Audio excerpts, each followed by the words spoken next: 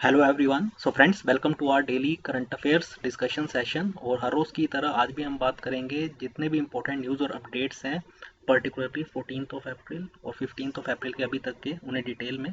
ठीक है, so that कि अगर आप किसी भी कम्पिटेटिव एग्जाम की अगर प्रिपरेशन कर रहे हैं, चाहे मैं बात करूं बैंकिंग, एसएससी, रेलवे, यूपीएससी या बाकी के जो हमारे स्टेट लेवल के एग्जाम्स होते हैं जिसमें से आपको करंट अफेयर से रिलेटेड क्वेश्चन एग्जाम में बनते हैं, पूछे जाते हैं, तो वहाँ पे आपको हेल्प में है। ठीक है, तो ये डेली बेसिस पर हमारा ये आता है करंट अफेयर का एनालिसिस मंडे टू सैटरडे।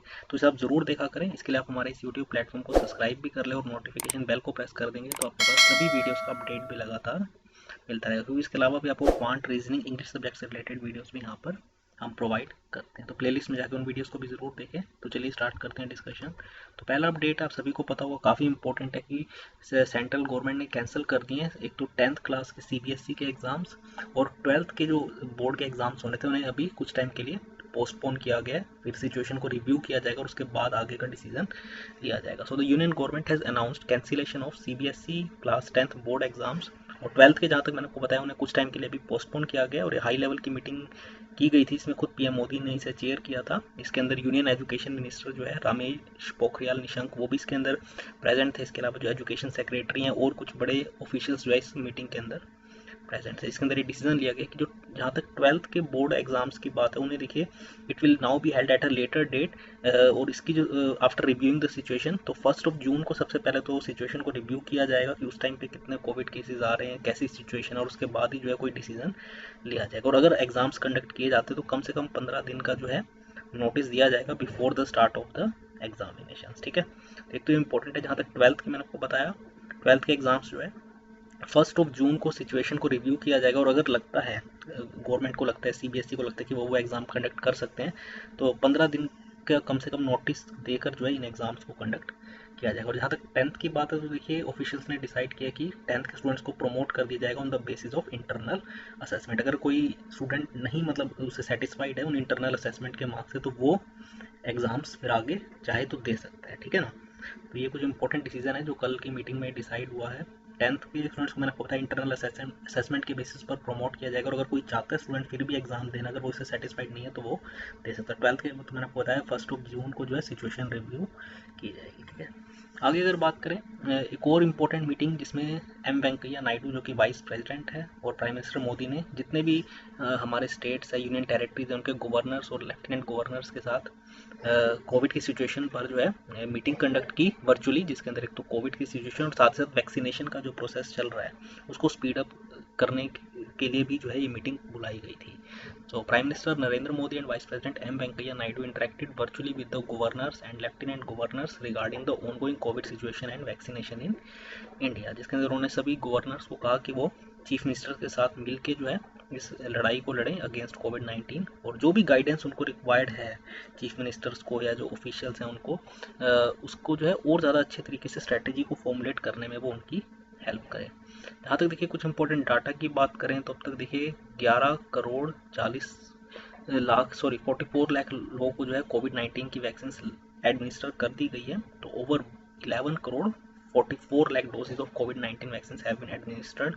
ठीक है, इसके अलावा आपको पता है रशिया की जो स्पुतनिक वैक्सीन है उसको भी अब जो है उसको भी अब यूज़ किया जाएगा आने वाले टाइम में। ठीक है, उसको भी जो ड्रग रेगुलेटर है उसने अप्रूवल दे दिया है स्पुतनिक वैक्सीन को। ठीक है, और अगर बात करें पिछले 24 घंटे में, आपको पता है 2 लाख से ज़्यादा केस जो है कोविड के रिपोर्ट हुए, जो कि अब तक का, अगर बात करें जब से कोविड-19 का आउटब्रेक इंडिया के अंदर हुआ तो अब तक का सबसे बड़ी फिगर है। 2 लाख से ज़्यादा पॉजिटिव केसेस एक दिन में जो है रिपोर्ट किए गए हैं, और 1000 से भी ज़्यादा लोगों की डेथ हुई है पिछले 24 घंटे के अंदर। तो बहुत ज़रूरी है कि मेरी भी आपसे रिक्वेस्ट है कि आप प्लीज़ इस टाइम पे अपना एक तो ध्यान रखें अपने घर वालों को, और जो गाइडलाइंस है गवर्नमेंट की, पर्टिकुलरली मैं बात करूँ सोशल डिस्टेंसिंग की, मास्क जरूर पहने, क्योंकि मैंने बहुत सारे लोगों को देखा है कि अब वो जो है उसको इतना सीरियसली नहीं ले रहे। तो आप प्लीज़ इसको लें, मास्क डालें, ठीक है, सोशल डिस्टेंसिंग को फॉलो करें। और अगर आपके घर में कोई भी एलिजिबल है वैक्सीन के लिए, यानी 45+ की एज है अगर उनकी, तो आप उनको ज़रूर वैक्सीन लगवाएं। मैंने आपको डाटा बताया कि अब तक 11 करोड़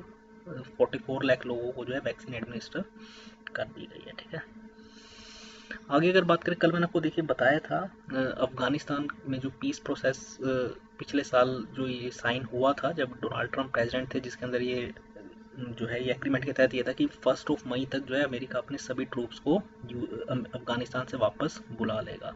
तो उसको लेकर, क्योंकि आपको पता है जो बाइडेन वहाँ के राष्ट्रपति है, तो अब उन्होंने फॉर्मली ये अनाउंस किया कि पहले देखिए जो डेडलाइन 1 मई थी, अब उन्हें 11 सितंबर तक कर दिया है, यानी 11 सितंबर से पहले पहले वो सारे ट्रूप्स को जो है वो अमेरिका में वापस बुला लेंगे। और 11 सितंबर आपको पता है 20th एनिवर्सरी है जो वर्ल्ड ट्रेड सेंटर पर टेररिस्ट अटैक हुआ था, ठीक है ना, खुद अलकायदा ने जो कराया था, उसकी 20th एनिवर्सरी है। तो सितंबर 11 से पहले पहले तक अमेरिका ने कहा कि वो अपने सभी ट्रूप्स को वापस बुला लेगा।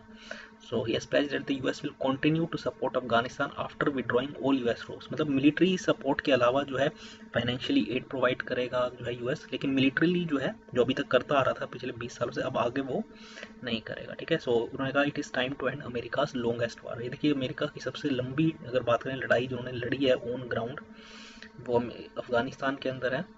और मैंने को बताया पिछले साल ये फॉर्मर प्रेसिडेंट डोनाल्ड ट्रंप ने इस डील को साइन किया था तालिबान के साथ दोहा के अंदर, जिसके अंदर ये बात हुई थी कि 1 मई तक जो है अमेरिका अपने सभी ट्रूप्स को वापस बुला लेगा। लेकिन उस डेडलाइन को तो देखिए पूरा नहीं कर पाएंगे, लेकिन ये कि 11 सितंबर से पहले जो बाइडन और उनकी टीम एडमिनिस्ट्रेशन ने कहा है कि वो अपने सभी ट्रूप्स को वापस बुला लेगा। और एट प्रेजेंट अगर बात करें तो 2500 यूएस ट्रूप्स प्रेजेंट है अमेरिका के, और बाकी जो है नाटो फोर्सेस की अगर बात करें तो 7000 के करीब फॉरेन फोर्सेस जो है एट प्रेजेंट वहाँ पर अफगानिस्तान में है, ठीक है, जिन्हें 11 सितंबर से पहले पहले वापस बुला लिया जाएगा। तो बहुत बड़ा डिसीजन है खासकर अफगानिस्तान के अंदर पीस को एस्टेब्लिश करने में। लेकिन देखिए एक बार जब सारे फोर्सेस चली जाएंगे तो बहुत मुश्किल होगा वहाँ की गवर्नमेंट के लिए एडमिनिस्ट्रेशन को रन कर पाना, और हो सकता है कि तालिबान फिर उसके बाद जो है तालिबान जो फोर्सेज है उनकी वो से टेक ओवर कर ले। तो काफ़ी क्रिटिकल फेज रहेगा अफगानिस्तान के लिए आने वाले टाइम में। तो देखना होगा जो भी इसमें अपडेट निकल के आएगा तो मैं ज़रूर आपके साथ डिस्कस करूँगा, ठीक है।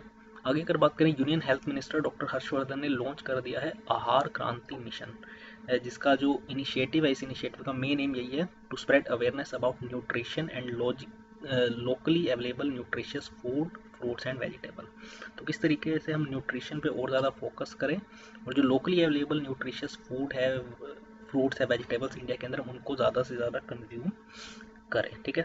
इसके अलावा इसका जो मेन फोकस रहने वाला है इस मिशन का, इस कैंपेन का, आहार क्रांति का, वो है कि to address the problem of hunger and disease in abundance across India and the world. और जो देखिए चाहे वो अगर बात करें भूख हो गई या बीमारी हो गई, उसको कैसे एलिमिनेट किया जाए। जो देखिए इंडिया और बाकी आप देखेंगे बहुत कंट्रीज़ के अंदर ये प्रॉब्लम है हंगर डिजीज़ जो है, उसे किस तरीके से हम एलिमिनेट कर सकते हैं। तो देखिए ओबियसली अगर हम अपने न्यूट्रिशन पर ध्यान देते हैं, अपने खाने पीने पर, तो उससे हम काफ़ी हद तक जो है डिसीज से बच सकते हैं। जो मोटो है इस मिशन का वो है उत्तम आहार उत्तम विचार। इसका मतलब है गुड डाइट गुड कॉग्निशन। अगर हम अच्छा खाना खाते हैं तो हमारे जो विचार होते हैं वो भी कहीं ना कहीं उससे अच्छे होते हैं। जो इसका मोटो है इस मिशन का, और इसे लॉन्च किया है इस मिशन को, इस कैंपेन को, एक तो प्रवासी भारतीय एकेडमिक एंड साइंटिफिक संपर्क जो है प्रभास, इसके अलावा global Indian scientist and technocrats forum जो है GIST, विज्ञान भारती जिसे हम विभा भी कहते हैं, विज्ञान प्रसार, ये सारे ने देखिए मिल के जो है इस मिशन को लॉन्च किया है। और इसे इनैग्रेट किसने किया है? Union health minister doctor Harshvardhan ने, ठीक है।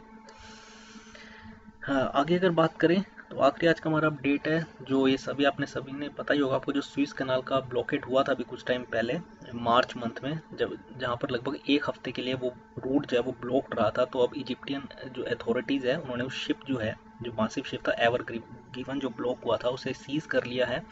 और उसके लिए जो है वहाँ के कोर्ट ने कहा है कि उस वेसल के ओनर है उसे $900 मिलियन लिए जाए एज कंपनसेशन। आपको पता है बहुत बड़ा लॉस हुआ था इजिप्ट को भी, क्योंकि जितने भी वहाँ से वेसल्स गुजरते हैं तो उसके लिए देखिए इजिप्ट को उसी अकॉर्डिंग जो है वो उनका रेवेन्यू जनरेट होता है उससे। तो लगभग एक हफ्ते के लिए वो रूट बंद रहा, इसलिए उनको काफ़ी ज़्यादा, देखिए बाकी कंट्रीज़ को भी हुआ लेकिन इजिप्ट को भी बहुत लॉस हुआ इसकी वजह से, उस रूट के बंद होने की वजह से, जो मैंने बताया एक हफ्ते के लिए लगभग बंद रहा। तो इसलिए वहाँ की अथॉरिटी जो है स्यूज कैनाल अथॉरिटी जिसे हम SCA भी कहते हैं, उन्होंने इस अमाउंट को कैलकुलेट किया $900 million on the basis of losses incurred by the grounded vessel along with flotation and maintenance costs, ठीक है। लेकिन अभी इस पे देखिए नेगोशिएशन चल रहा है, क्योंकि ये फिगर बहुत बड़ी है। अगर आप $900 मिलियन को अगर रुपीज़ में कन्वर्ट करते हैं तो इसको लेके जो है नेगोशिएशन अभी चल रहा है। ये 2 लाख टन का ये जो MV motor vehicle ever given है, ये देखिए 23 मार्च को जो है वहाँ पर फंसा था स्विस कैनाल के अंदर। और एक ही जो बहुत ही क्रूशल ग्लोबल ट्रेड रूट, अगर आप देखेंगे यहाँ से ये यूरोप को कनेक्ट करता है एशिया से, ठीक है। अगर हम बात करें ओवरऑल ट्रेड का, एक बहुत ही सिग्निफिकेंट जो अमाउंट है या सिग्निफिकेंट परसेंटेज जो है वो इस रूट से होके ट्रेड होता है, ठीक है ना। इसलिए लगभग एक हफ्ते के लिए बंद होना अपने आप में बहुत बड़ा सेटबैक था सभी के लिए, और इससे इजिप्ट को तो बहुत ही लॉस हुआ, जिसकी वजह से उन्होंने इतना बड़ा अमाउंट जो है कंपनसेशन के तौर पे जो है वो मांगा, और तब तक इन्होंने एवर गिवन शिप को जो है वो सीज कर लिया है, ठीक है। इसमें भी जो भी कोई अपडेट निकल के आएगा तो मैं ज़रूर आपके साथ डिस्कस करूँगा। आप उसके देख सकते हैं विजुअल्स इस तरीके से डायगनली यहाँ पे फंस गया था, आप देख सकते हैं पूरा रूट इससे ब्लॉक हो गया, ठीक है। और इसमें जितने भी इसमें जो मेंबर्स है, क्रू मेंबर्स है अराउंड 25, वो सारे के सारे मैं आपको बता दूं कि इंडियन है, ठीक है, तो भी सारे इंडियन है।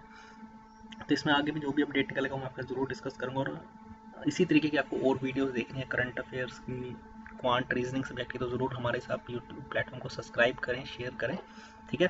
तो आज की इस वीडियो में इतना ही फ्रेंड्स, थैंक्स अ लॉट।